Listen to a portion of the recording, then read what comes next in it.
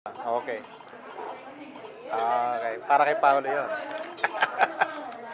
Video yan eh. Oo. On call ako sa Wednesday.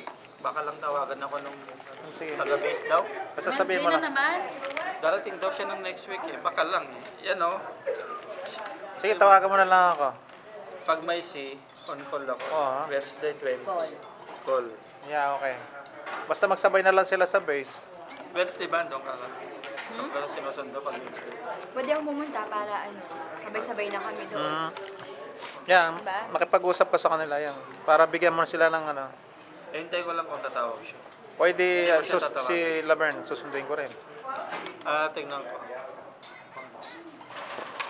Hindi ako pwede mag-absent dahil walang gagawa ng finance. Yeah, yan ang maganda dyan eh.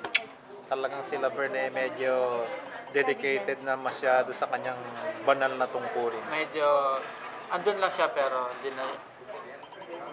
Ano lang siya, ghost. Bakit?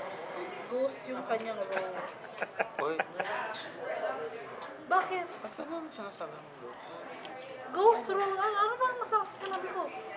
Ano ba yung, si Karilani? Siya, pero... Ha? Yeah. Hindi Karilani. kami lang pumipirma. Hindi na sila pumipirma. Hindi, nag-retired na siya. Nag-retired Sila na. niya, si Kading. Si Kadig na nag-retired na kasi matagal na siya doon sa pagka... Hindi kunin nyo na ako. O yan, eh, okay lang. Ako. Andun naman na si Kading eh. Bakit? Kasi nandun ka pa. Hindi ko kailangan sa... Hindi mo nagkakasundo yung Kadeli at si Kadit. Kitang malayo. Bumalik si Kading. Alam mo ba, tingnan mo, Gawa ka raw kasi ng Gawa ko salaysay. sa salaysay daw. Sabi